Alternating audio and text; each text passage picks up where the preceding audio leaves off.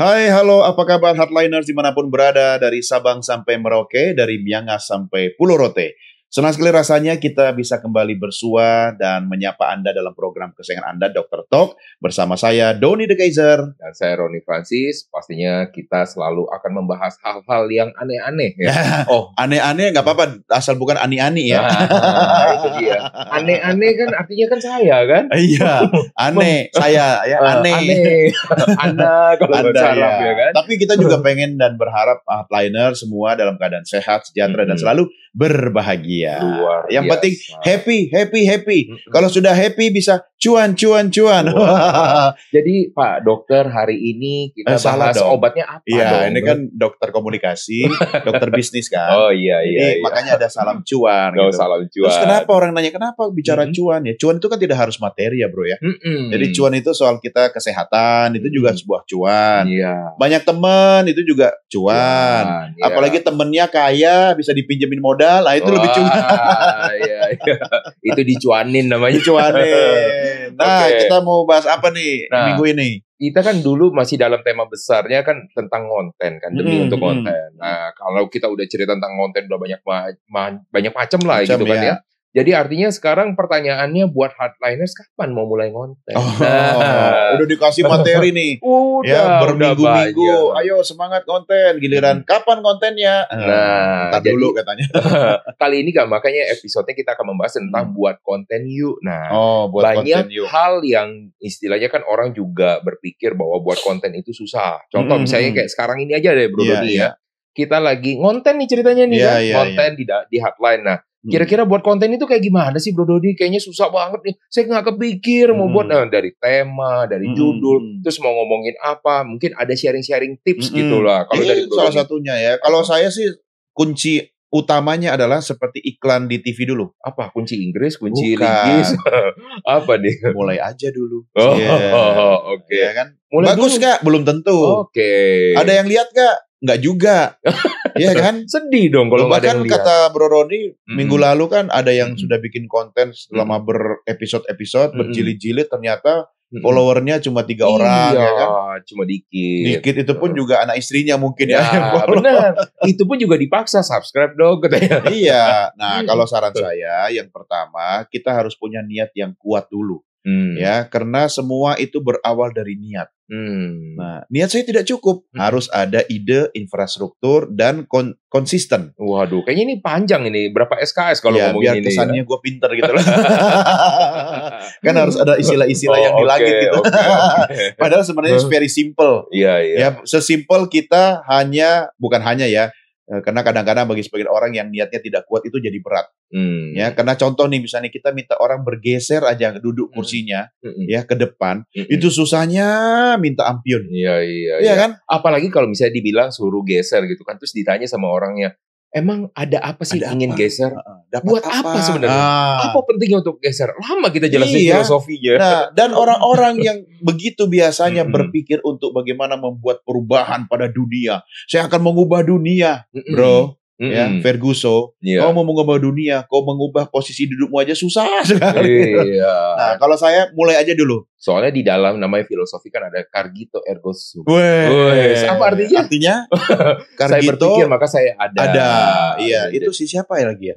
Saya lupa ya, tolong tanya. Saya lupa ya. Plato kalau nggak salah. Sokrates, coba dilihat aja lah siapa, pokoknya salah satu dari antara mereka lah ya. Makanya kalau Anda ingin eksis, maka berpikir adalah langkah awal. Cuma kalau misalnya dibilang, bro, ini kalau soal mikir mulu, kapan actionnya? Tuh, karena katanya Cak Lontong, mikir itu juga bagian daripada action. Betul. Karena ada orang yang malas berpikir. Betul. Nah, ingat Hardliner, ketika Anda membuat konten, kenapa berpikir itu penting?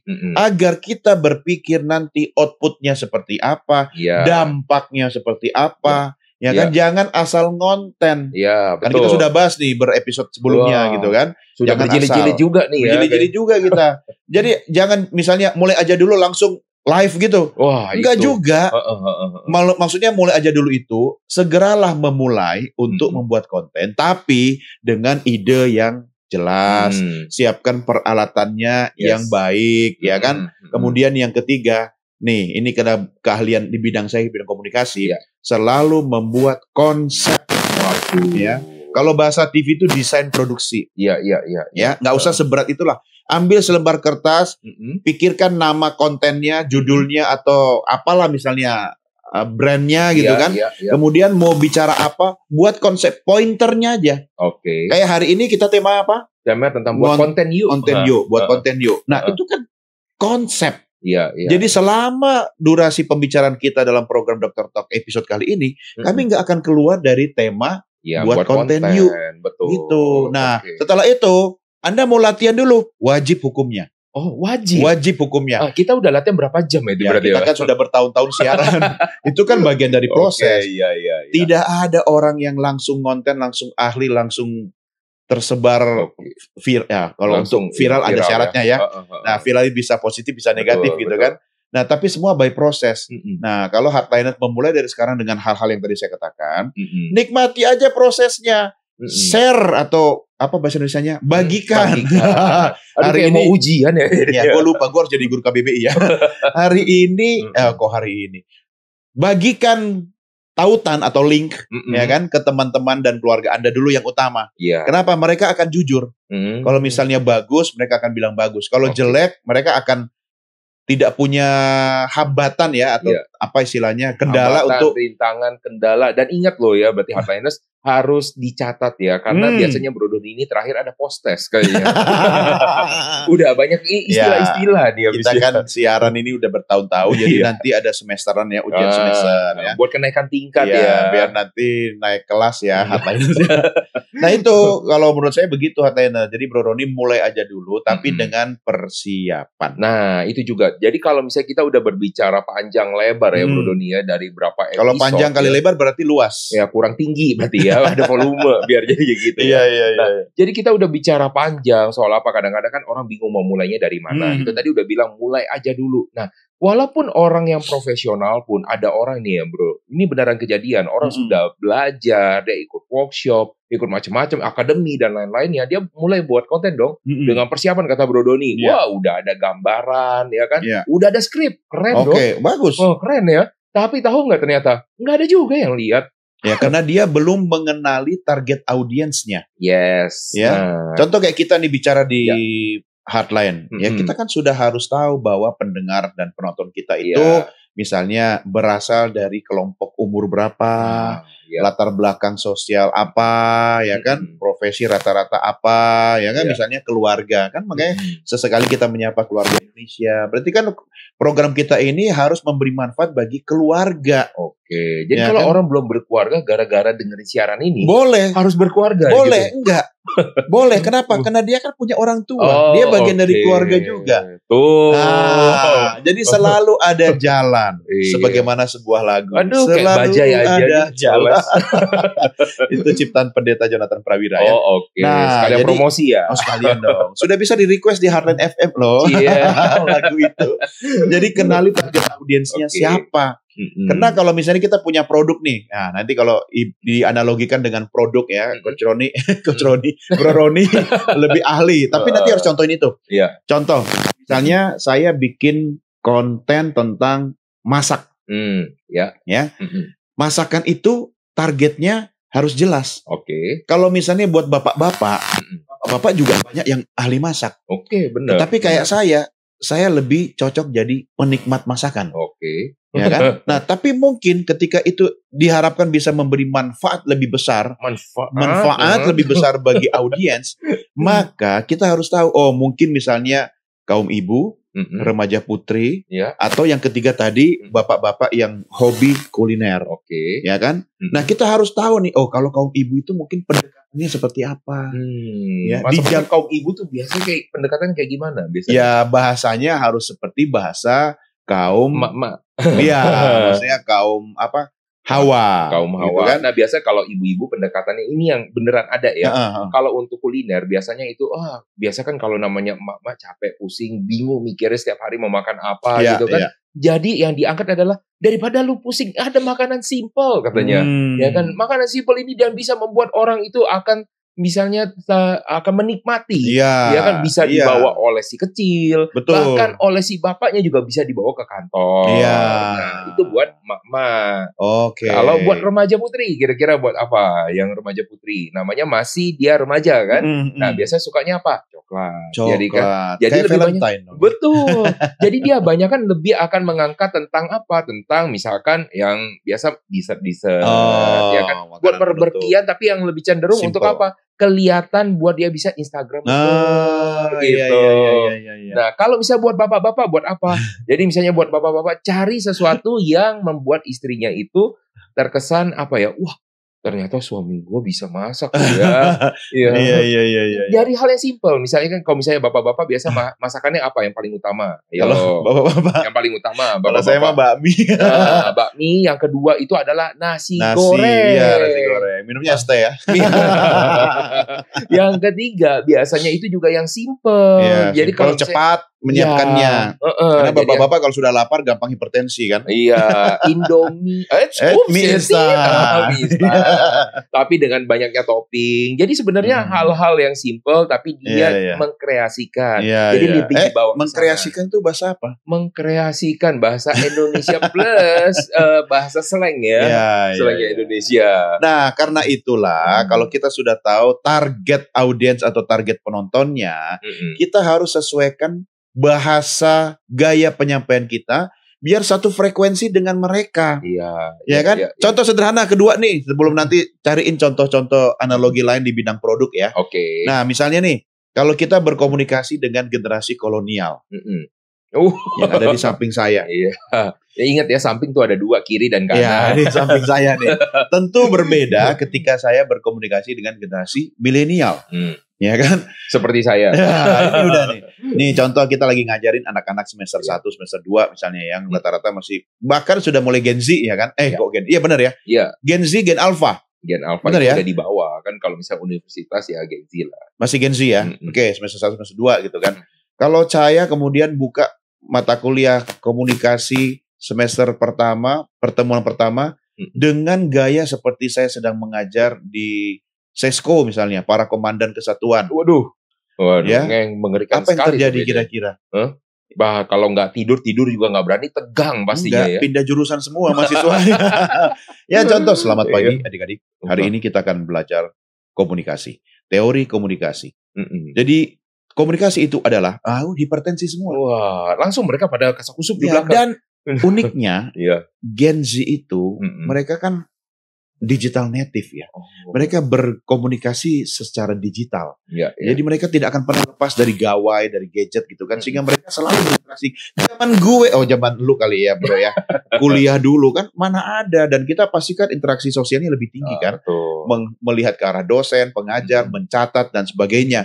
Nah kalau sekarang enggak, mereka multi channel learning. Mereka belajar dari mana saja. Ketemu dosen itu cuma sebagai konfirmasi aja. Jadi dosen itu harus pintar dan bisa menjawab semua pertanyaan yang belum tentu itu pertanyaan. Mereka sudah tahu jawabannya. Tapi mengonfirmasi, mendukung itu benar atau salah. Nah jadi kita sesuaikan bahasanya, gayanya. Coba kalau misalnya kita mengisi materi untuk generasi Z misalnya, Gen Z. Tapi saya pakai outfit busana generasi kolonial. Secara visual kan, konten audiovisual kan yang dilihat dulu gambarnya ini. Ya, 5 detik pertama itu menentukan impresi audiens untuk melanjutkan atau tidak. Ya kan? Kalau dia ini kayaknya resmi formal banget, bukan gue banget ini. Ya dia skip. Meskipun mungkin isinya itu cocok buat mereka. Tapi ingat, first impression itu it takes 5 to 7 second only. 5-7 detik doang loh. Kalau kita skip itu, dalam dunia media sosial istilahnya itu kalau di awal itu scroll itu maksudnya. Enggak, hook ya harus ada. Hook itu istilahnya. Hook kan? Hook itu berapa detik? Hook itu sekitar sampai 3 detik doang. Nah, 3 detik kalau kita gagal membuat hook 3-5 detik itu, apa yang terjadi? Scroll bahasa Indonesianya apa? Digulir. Gulir atau gilir sih? Gulir. Oh, gilir beda. Kalau gilir itu bergantian gitu. Lagian juga hardliners juga nggak perlu terlalu pusing kok soal namanya konten. Ya tapi kan pusing itu ada gunanya. Apa? Pusing itu menandakan kita punya kepala. Oh iya benar. Iya tapi kan? kalau di Malaysia pusing itu putar. Iya, enggak dong. Putar. Iya. Buat pusing-pusing. Iya, berputar-putar. Bukan buat jalan-jalan. Ya berjalan-jalan putar-putar. Makanya kepalaku tuh pusing itu berarti berputar-putar dia. Berputar-putar. Iya, ini kita lagi belajar bahasa Melayu ya. Dari kita belajar konten, belajar bahasa, KBBI. Ya, belajar KBBI. Coba contoh lain ya yang harus sesuai dengan segmen penontonnya. Nah, sabar, sebelum itu saya ada salah satu hal lagi yang mau saya bahas gitu loh. Jadi kalau misalnya hardliners itu berpikir bahwa konten itu ribet atau misalnya kayak gimana, orang seprofesional apapun yang udah ikut namanya akademi, workshop dan lain-lain sebagainya, ada istilah begini Bro Doni. Apa itu? 100 video pertama itu memang pasti orang akan jelek. 100 video pertama. Pantes. Jadi kalau misalnya orang mau sehebat apapun bikin, pasti pas waktu dia lagi lihat lagi, aduh. Iya. Kebanyakan mereka yang sudah besar-besar, mereka akan menghapus 100 video pertama mereka. Gitu loh. Jadi kelihatannya bagus, pas waktu lagi dari awal. Padahal dia sebenarnya yang kita lihat itu adalah video yang ke-101 ya. Iya, walaupun ya enggak plus lah, enggak maksudnya plus minus lah ya. Mungkin ada yang 90, ada yang kayak gimana. Tapi biasa memang pasti akan jelek. Coba contoh gini lah ya, waktu lagi ngedit. Saya kan suka ngedit ya dulu ya. Edit apa aja pokoknya gitu kan. Nyoba-nyoba software. Edit wajah juga? Edit wajah. Foto wajah. Belum pernah lihat ya. Pakai keren banget loh. Ya, zaman dulu kan masih pakai Photoshop ya. Sekarang AI. Iya, sekarang sudah AI. Bahkan bikin karikatur ya, kartun sudah gampang. Ya. Yes. Nah, kalau mau lihat penampilan saya dalam bentuk sebagai seorang jenderal ada. Tapi ini asli gak sih? Yang sekarang ini ngobrol sama saya? Ini avatar sebenarnya. Avatar. Jadi kalau misalnya Anda melihat itu ya macam stiker ditempel lah ya bisa bicara. Karena pendengar dan penonton kita kadang bertanya-tanya. Bagi hardliners yang mendengarkan melalui 100,6 FM, tentu sudah familiar dengan suara kita berdua. Tapi kan ada yang penasaran, pengen lihat mukanya kayak apa. Nonton live streamingnya hanya di channel YouTube Hardline Network. Jamnya sama, durasinya sama. Nah, disitulah tidak bisa ada filter-filter ya. Apa yang Anda saksikan nih hardliner melalui YouTube streamingnya Hardline Network, ya ini kami asli. Iya, kan bagi orang-orang yang atau hardliners yang gatel, aduh pengen ngomentarin banget. Silakan. Udah boleh. disediakan juga. Boleh dikasih kolom komen di bawah sini ya, silakan. Dan itu live kok, jadi bisa kok nanti komen-komen. Mau tanya-tanya juga boleh ya. Nanti setiap minggu kita cek kalau ada pertanyaan yang bisa kita jawab. Silakan. Kalau enggak penasaran ya langsung aja DM ke media sosial masing-masing.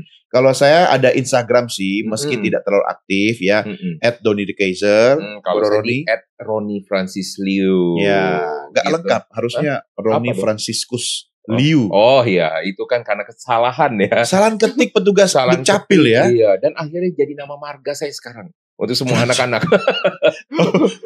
Sama ada kok. Ipar saya begitu. Oh gitu. Ya, jadi pilih nama Luis. Jadi semua nama anak-anaknya di belakangnya ada Luis gitu. Padahal itu bukan marga dia loh. Dia bikin marga sendiri. Meski kemudian ada marganya juga di belakang Luis. Benar. Jadi tapi menurut saya sih keren sih jadinya. Oh, ini jadi inilah salah satu contoh muji diri sendiri. Tapi lu harus bersyukur dong, dan lu harus mencari petugas catatan sipil yang dulu salah ketik itu. Say thank you ya. Say thank you. Say thank you. Orangnya masih ada enggak ya? Ya, cari. Karena begini. Nah, ini agak keluar sedikit ya hardlines ya.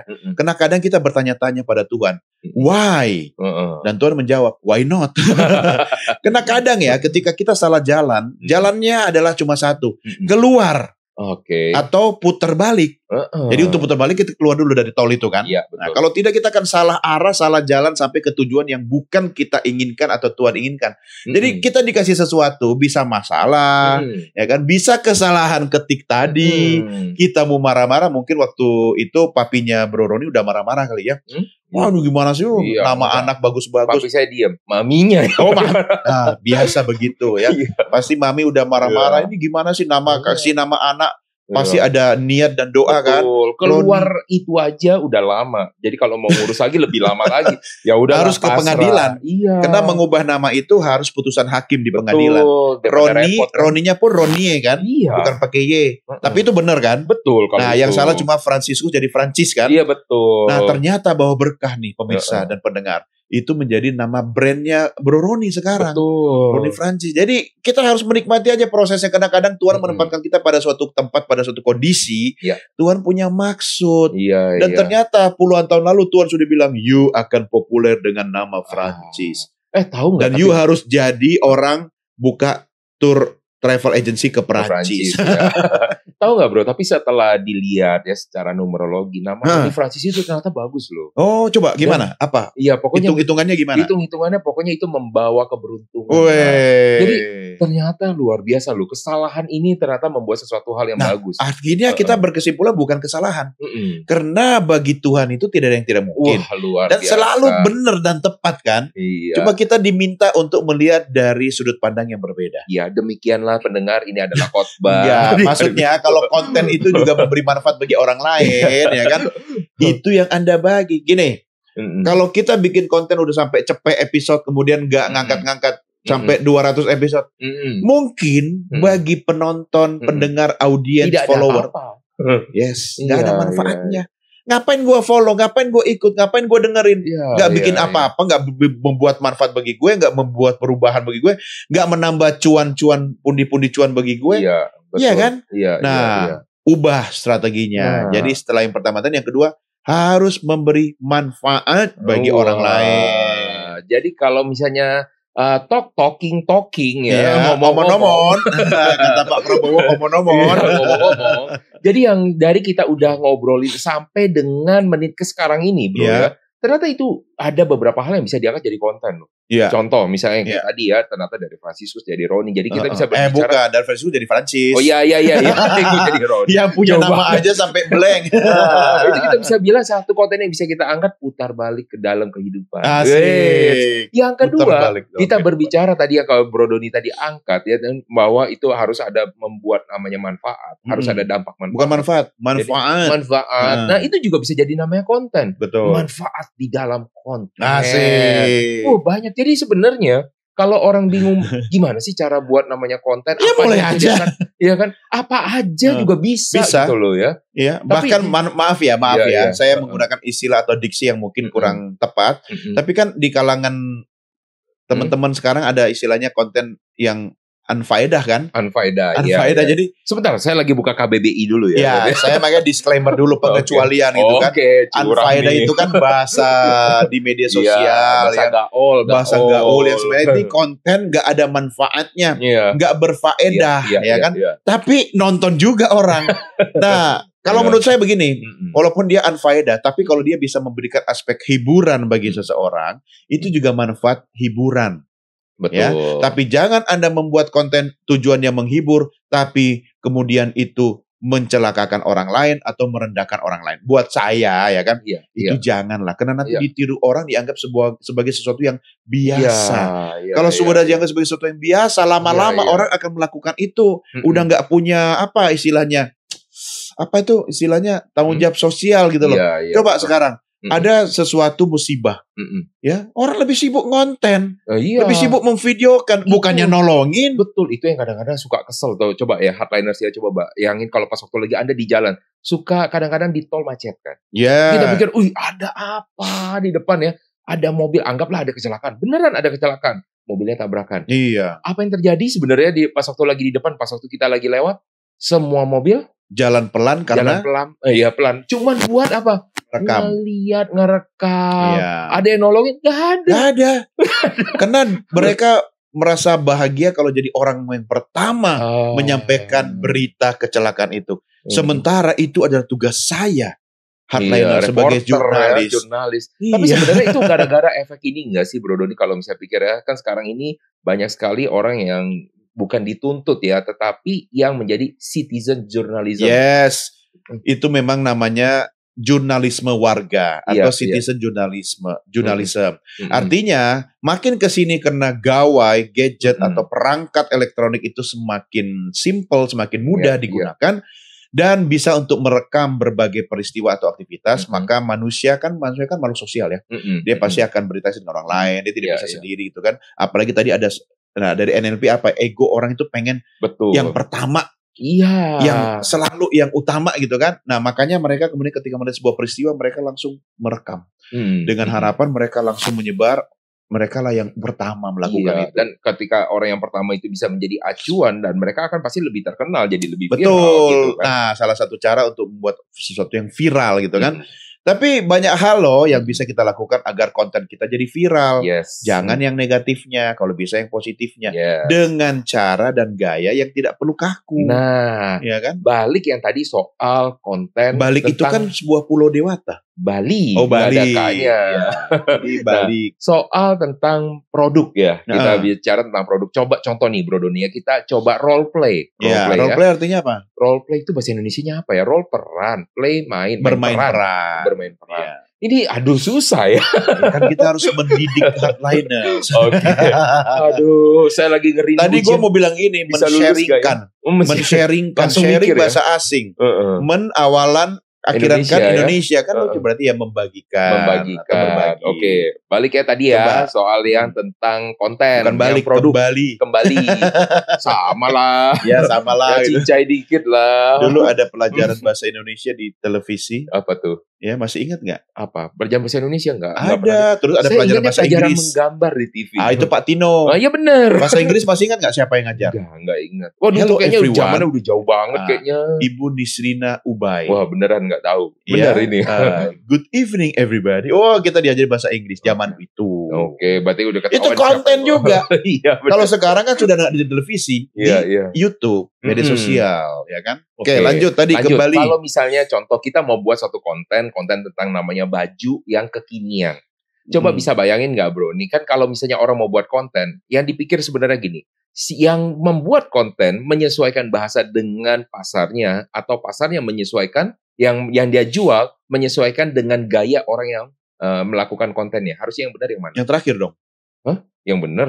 Yang terakhir berarti kalau misalnya contoh gini. Bro Doni misalkan contoh ya adalah generasi kolonial. Jualan baju kekinian. Oh iya. Apakah dia harus membawakan dengan cara kolonial untuk jualan baju kekinian atau dia menggunakan cara orang-orang Gen Z atau Gen milenial untuk yang jualan baju kekinian? Yang pertama berarti. Yang pertama. Nah, coba bisa bayangin dong, bro. Sebentar. Bayangin dulu kan? Iya. Cepetan lah.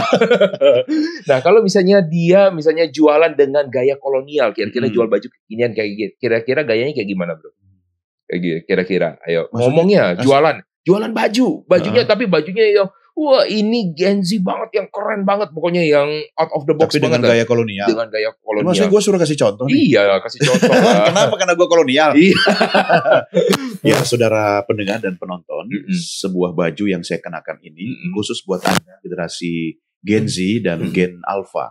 Silakan beli dengan menekan tombol di bawah ini. Ngeri juga ya. Gak ada yang beli. Minimal dia lebih kekinian lah dia bicaranya. Tapi dia bilang gini, ini untuk para kaum milenial ya. Ini harusnya Anda beli. Saya aja yang generasi kolonial mau loh untuk beli ini. Ya kan? Apalagi Anda.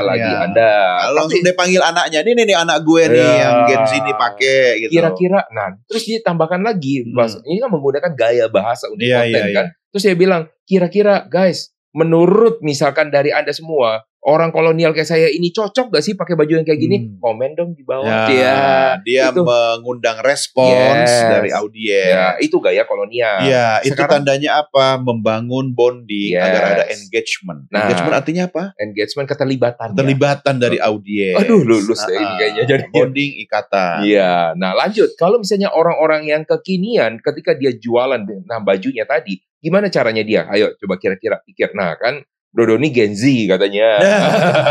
Aduh gue disuruh mikir nih. Udah lu aja lah. Oke.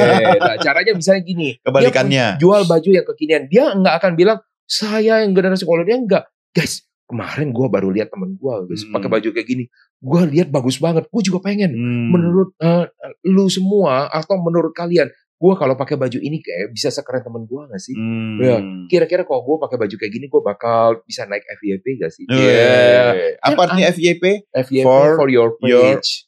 For your page. For your page. Iya. Maksudnya apa itu? Maksudnya ya kelihatan di feednya dia. Muncul di feednya. Jangan tanya bahasa Indonesianya ya. Saya juga masih bingung gitu ya. Nanti aku tanya sama AI dulu. Iya, oke. Tanya sama AI. Nah, jadi ada bahasa-bahasa yang membuat orang itu menurut saya sih semua punya pasar gitu loh ya kan. Jadi contohnya orang yang misalnya tadi yang kolonial jualan baju kekinian tapi dengan gayanya dia, siapa yang kira-kira beli? Kolonial juga. Tapi yang beli baju yang orang-orang yang milenial tadi, ya kan? Walaupun itu bajunya baju orang-orang milenial, ya kan? Jadi semua punya pasar. Ya, jadi kita nggak bisa bilang, oh, gue mau tetap maksa nih, gue mau jualan dengan orang milenial, tapi dengan gue kolonial, bisa nggak? Ya berarti Anda harus dengan effort yang lebih. Bukan berarti tidak bisa. Ya bisa tapi harus dengan usaha yang lebih berat, lebih kuat. Iya, coba contoh ya ini ya. Orang generasi kolonial tapi dia jualan dengan cara yang milenial kayak tadi ya, misalnya. Atau Gen Z bahkan kayak gitu. Dia bilang, guys, gue punya temen nih. Orang milenial Gen Z kayaknya lu gak cocok banget deh. Bisa, tapi habis itu dia kemudian dibawa ke rumah sakit. Iya, pas waktu lagi dibawa, orang pas waktu lagi mau belinya, dia akan ngelihat image-nya dong. Siapa yang ngomong nih? Waduh, kalau gue beli ya dari si bapak ini. Kayaknya gak cocok deh. Gue ini kayak jadi kemeja bapak-bapak deh. Tapi atau baju ngikutin bapak-bapak. Kan kontennya Cimehong. Oh, ngikut. Dia jualan makanan sebenarnya. Iya. Sampai kadang banting-banting gitu. Dan dia nyanyi-nyanyi gitu kan. Saya mau ngomong, mau review cuma nggak enak. Ya enggak, maksudnya aspek positifnya apa? Aspek positifnya kalau dari Cimehong sebenarnya ya, dia juga berusaha untuk narik engage. Iya, betul. Kan? Dengan gaya ala dia. Gaya alanya dia. Walaupun ada beberapa orang mungkin tidak setuju. Kan gaya orang masing-masing ya. Betul. Ada lagi yang menggunakan dengan cara, ya Anda pasti bisa menebak ya. Silakan tukang kritik yang lewat. Nah, coba. Iya. Tapi itu adalah salah satu, kalau misalnya saya bilang, itu adalah bold marketing. Jadi pemasaran yang sangat-sangat berani menantang orang untuk mencoba. Padahal dengan harga yang tidak masuk di akal. Ya kalau sebenarnya gini ya, kalau saya bilang harga masuk di akal atau tidak, semua harga itu akan menjadi reasonable selama Anda bisa membuatnya itu menjadi ada reasonnya. Ada alasannya. Kenapa itu bisa menjadi reasonable gitu loh. Nah contoh nih bro ya, ada jualan ya, tahu nggak di luar negeri itu ada jual barang-barang second di mana dan terkenal. Barang lelang apa? Tahu websitenya? Nggak tahu. eBay. Oh iya eBay. Ya, tulisan bahasa Indonesia buy. Jadi ada salah satu hal yang menarik, dia jualan misalkan hal yang tidak penting, tapi bernilai mahal banget. Tahu hal yang tidak penting kalau dari manusia itu apa ya? Hal tidak penting dan bahkan bisa dibuang, bukan sampah. Dari manusia yang dikeluarkan air ludah. Ada yang jual loh. Ada yang jual dan laku loh di lelang. Luar biasa dan harganya mahal loh. Ya kan kadang-kadang kita tidak mengerti ini. Yang pertanyaan saya ya, yang PA itu siapa? Yang jual atau yang beli? Nah, itulah kemampuan copywriting sebenarnya. Kemampuan membangun narasi di balik sesuatu. Karena kalau kita melihat sesuatu, itu akan dianggap biasa ketika kita tidak tahu cerita di balik benda itu. Yang hebat itu negara tetangga kita, misalnya Singapura. Singapura ya. Singapura. Singapura itu kan sebenarnya menurut saya sebagai orang Indonesia yang paling asli dan paling bagus itu semuanya di Indonesia. Tapi orang ke sana lihat air terjun palsu. Lihat kebun. Wah, sebentar lagi kayaknya di-hack nih kayak program kita. Enggak, maksudnya kan yang bukan, ya maksudnya gini loh. Pohon-pohonan, bunga-bungaan, yang kemudian air terjun yang memang dibuat, yang alami, yang asli kan ada di Indonesia lah ya, artificial lah gitu, yang tidak asli. Yang penting kan bukan orang-orangan bro katanya. Orang-orangan pun juga menarik perhatian. Artinya apa? Karena kemampuan mereka membangun narasi atau cerita, ya kan? Contoh misalnya ada sebuah benda. Kenapa benda itu harganya, misalnya sebuah gitar ya, gitar harganya dari 150.000 sampai 150 juta ada. Apa yang membuat dia mahal? Ketika ada tanda tangan, misalnya gitaris ternama dunia di bodi gitarnya itu, diletakkan di tempat tertinggi dan dibangun cerita bahwa sang gitaris dulu menggunakan ini ketika menciptakan sebuah lagu yang populer di era itu, ya kan? Gitarnya mungkin biasa gitu, karena sudah nggak pernah dipakai lagi, ya kan? Jadi gitarnya usang gitu. Nah, dibanding dengan gitar yang modern, yang baru, yang sebenarnya lebih canggih, kenapa dia lebih mahal? Karena ada cerita di balik barang itu. Nah, bangunlah cerita. Membuat konten itu harus ada ceritanya yang menarik. Sehingga orang merasa, wow gitu loh. Itu untuk talk show pun bisa jadi konten itu. Bisa. Membangun cerita di dalam konten. Dapat judul lagi kita kan? Tambah judul lagi. Iya. Banyak sebenarnya. Jadi sebenarnya Hardliners ketika kita membuat konten itu jangan memilih atau mencari tema yang jauh dari kehidupan kita. Ada kok di dekat kita. Yang deket-deket aja. Iya. Jadi kita berbicara pun juga bisa lebih mengalir. Tuh, ya kan? Dalam dunia jurnalistik itu disebut proximity. Proximity, ketepatan bukan proximity. Proximity. Jadi misalnya kita ada aspek kedekatan ya. Kita dengan audiens itu apa misalnya? Ya kita bicara hal-hal yang terkait kita. Iya. Terus contoh misalnya kenapa isu-isu soal Palestina itu secara proximity sangat dekat dengan kita. Karena di Indonesia itu mayoritas umat Islam ya kan. Terus yang ketiga misalnya orang tuh kalau lihat konten itu kan pasti akan, kalau kita foto nih misalnya foto. Kalau lagi foto bareng, Bro Roni kira-kira setelah foto bareng itu yang dilihat wajah siapa? Wajah kita sendiri. Wajah sendiri gitu kan. Iya, nah makanya lokal konten itu kenapa juga banyak disukai karena sangat spesifik. Misalnya channel-channel yang spesifik membahas tentang kuliner, channel-channel yang membahas tentang bengkel, mobil, modifikasi, ya kan? Kenapa? Karena sangat gue banget. Saya misalnya hobinya apa? Bakmi. Saya pasti akan follow konten-konten yang banyak mereview, mengulas tentang bakmi. Ya, isu-isu perbakmian ya sampai level nasional itu saya akan ikutin. Ya kan? Yang kedua misalnya makanan yang kita apa yang paling disukain? Saya kue tiaw. Kue tiaw. Nah, kue tiaw terenak di mana coba? Kalau saya yang huruf depannya S. Gak apa-apa sebut aja. Oh, gak apa-apa. Seroja. Seroja di mana? Di daerah Greenfield. Oh, karena gue belum pernah makan di Seroja, jadi gue nggak akan merasa itu enak. Iya. Ya, yang enak menurut gue itu ada, jadi lupa namanya bro, di depan rumah duka dan Mogot itu loh. Depan rumah duka. Oh, Acai.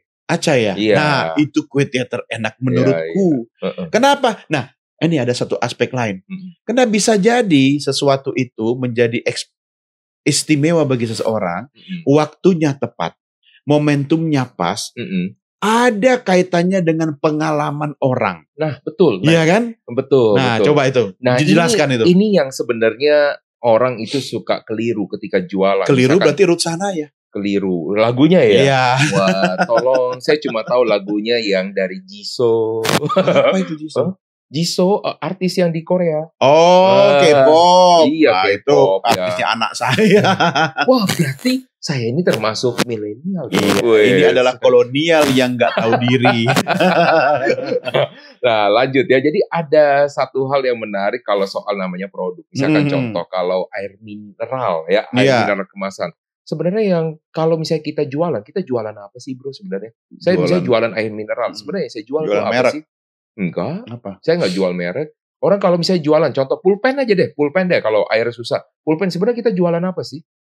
Kalau misalnya pulpen, apa yang kita jual? Orang kan kadang-kadang kalau lagi menawarkan pulpen, yang ditawarkan apa? Oh, pulpen ini, punya A, punya B, mereknya A, B, C, D. Betul nggak? Oh, pulpen ini enak digenggam atau apa. Sebenarnya yang dijual tadi berkaitan dengan namanya cerita. Yang dijual adalah pengalaman. Oh, ya kan, experience-nya. Experience ketika mendapatkan. Dan ini bisa diterapkan. Ketika Anda jualan untuk apa? Lelang. Jualan untuk apa? Produk perbankan. Jualan adalah pengalamannya. Apakah orang, misalkan contoh kemarin ya Bro Doni ya, ada yang tanya sama saya yang di coaching. Kenapa jualan deposito itu susah? Katanya. Karena kamu jualannya adalah bunga.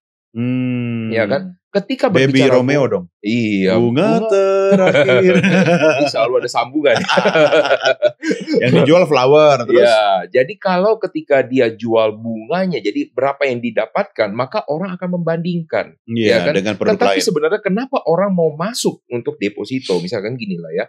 Deposito kita anggap ini bukan yang suku bunga yang sebenarnya ya. Suku bunga sebenarnya kan 4 sekian lah ya. Nah, tergantung ya, ada yang memberikan tambahan atau apapun. Kita anggap yang sederhana yang biar gampang hitungnya. 6% suku bunga deposito. Ya, tanpa itu belum dipotong dengan pajak. Kita anggap dia dapat bersih 6%. Oke. Ya kan? Berarti 6% ini didapat berapa lama? 1 bulan atau 1 tahun? 1 tahun. 1 tahun. Berarti 1 bulannya berapa? 0,5. 0, nggak disebutin 0,5 ya. Lu nyuruh gue mikir lagi. Nah, 0,5 kan? Nah, kita hitung-hitungan. Yang orang punya deposito, punya uang. Biasa orang yang punya uang, yang uang banyak atau uang sedikit? Yang punya orang mau dimasukkan dalam deposito, punya uang banyak atau punya uang sedikit? Uang banyak. Uang banyak. Masukin deposito. Uang sedikit dia mikir taruh di situ buat dia sehari-hari. Tabungannya nggak ada. Iya. Gimana deposito? Nah, sedangkan orang yang punya uang banyak, lihat 0,5% itu sebulan, kecil atau besar? Kecil. 0, ya kan? Soalnya 1%. Kalau misalnya orang usaha bisa dapat berapa sih? 5%, 10% gitu kan? Jadi sebenarnya yang Anda jual ya sesuatu yang mereka tidak melihat sebenarnya itu. Yang dia lihat apa sih? Orangnya. Ya betul nggak? Jadi ketika Anda datang, Anda ketemuan dan Anda ngelihat, waduh saya dekat sama dia. Kadang-kadang orang bilang, emang kamu butuh berapa sih? Orang masukin itu karena kenapa sih? Kedekatan. Betul. Ya kan, pengalaman. Gue mau masuk sama dia. Kenapa? Supaya saya ada waktu ya, namanya perpanjangan itu setiap bulan, betul nggak? Betul. Setiap bulan dia akan datang sama saya, ngobrol sama saya, gue masukin dana sama dia, gitu loh. Jadi kadang-kadang karena perbankan itu bisnis trust ya, kepercayaan. Makanya ketika Anda jualan, Anda harus tahu dulu memainkan apa pengalaman yang Anda jual buat mereka. Pengalaman bersama dengan Anda, pengalaman bertransaksi dengan Anda, pengalaman dengan bank Anda, pengalaman apa yang Anda jual. Jangan langsung di produknya. Balik kalau misalnya tadi air mineral, apa yang sebenarnya Anda jual kepada mereka. Ada yang menjual ketika itu ada rasa manis-manisnya, seakan-akan misalnya itu dari pegunungan, misalkan contoh anggaplah benar, ya kan?